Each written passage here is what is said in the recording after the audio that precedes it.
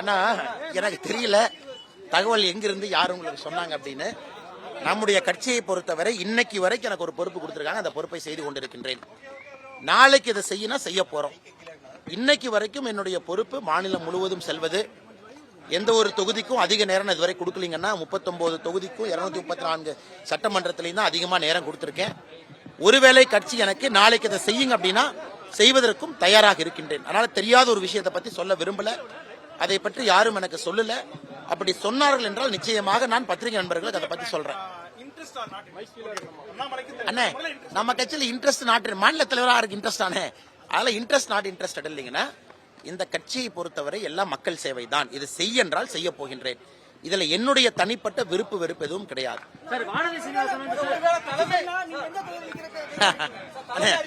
ஒரு நிமிஷம், கட்சியே நில்லுன்னு சொன்னா கட்சியே தொகுதி முடிவு பண்ணுவலண்ணே. என்னை பொறுத்தவரை ஆனா எனக்கு தனிப்பட்ட விருப்பம் வெறுப்பு நல்லது கெட்டது எதுவுமே இல்லைங்கண்ணா. என்னை பொறுத்தவரை 39 தொகுதிகளிலும் சமமாகத்தான் நான் பார்த்து வேலை பார்த்திருக்கேன். தனிப்பட்ட முறையில விருப்பு வெறுப்பு எதுவும் கிடையாது. கட்சி போட்டியிட என்றால் போட்டியிட போறேன். இங்க போட்டியிடனா போட்டியிட போறேன். கட்சி தேர்தல் பணி செய்யணும் தேர்தல் பணி செய்ய போறேன். பிரச்சாரம் பண்ண போறேன். நான் கட்சி கிட்ட எதையுமே கேட்கல. எனக்கு இது கொடுங்கன்னு கேட்கல, கொடுக்காதீங்கன்னு கேட்கல. அனைத்தையும் கட்சி முடிவு செய்யும். என்னை அடுத்த 60 நாட்களுக்கு எப்படி பயன்படுத்த வேண்டும் என்பது அகில இந்திய தலைமை, குறிப்பாக பாரத பிரதமர் நரேந்திர மோடி அவருடைய முடிவு. சார், வானதி சீனிவாசன் வந்து சொல்லியிருக்காங்க, ட்விட்டர்ல போட்டிருக்காங்க, நேற்றைய தினம் வந்து டெல்லியில் ஆலோசனை கூட்டத்தில் சில வேட்பாளர்கள் இறுதி செய்யறதா சொல்லியிருக்காங்க.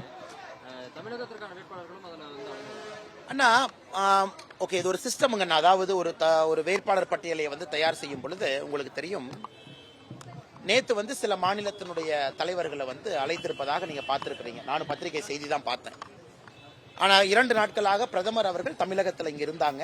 பிரதமருக்கு நிகழ்ச்சி இருந்துச்சு. நேற்று நடந்த கூட்டத்தில் வந்து ஒரு எக்ஸ்டெண்டட் கூட்டம், கிட்டத்தட்ட 11 மணிக்கு ஆரம்பிச்சு காலையில 3:30 மணி வரைக்கும் பிரதமர் அந்த கூட்டத்தில் பங்கேற்றாங்க. ஸோ அதுக்குள்ள என்ன பேசினாங்க ஐ எம் நாட் அவேருங்கண்ணா. என்ன டெசிஷன் எடுத்தாங்க எனக்கு தெரியாது.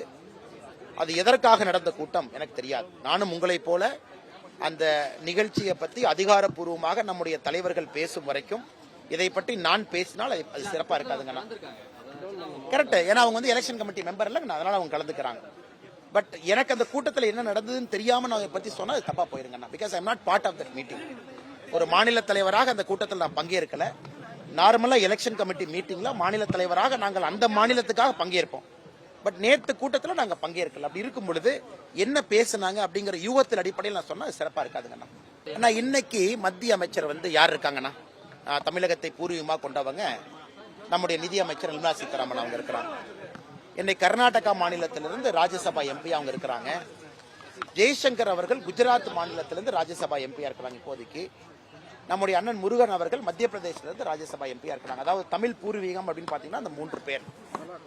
ஆனா 39 தொகுதியிலும் கூட கட்சியினுடைய முடிவு யாரை நிறுத்த போகின்றோம், அது நிர்மலா சீதாராமன் வராங்களா எனக்கு தெரியாது, ஜெய்சங்கர் வர்றாங்களா தெரியாது, முருகன் அவர்கள் வர்றாங்களா தெரியாது, இல்ல அண்ணாமலை அவங்க நிக்கிறாங்களா தெரியாது. சோ எந்த நேரத்தில் நாங்கள் அறிவிக்கின்றோம் பொறுத்திருந்து பாருங்கன்னா, அறிவிக்கும் பொழுது நிச்சயமாக ஒரு முடிவெடுத்த பிறகு அறிவிக்கிறது எங்களுடைய கடமை. அறிவிக்கும் பொழுது நீங்க கேள்வி கேளுங்க, நாங்க பதில்.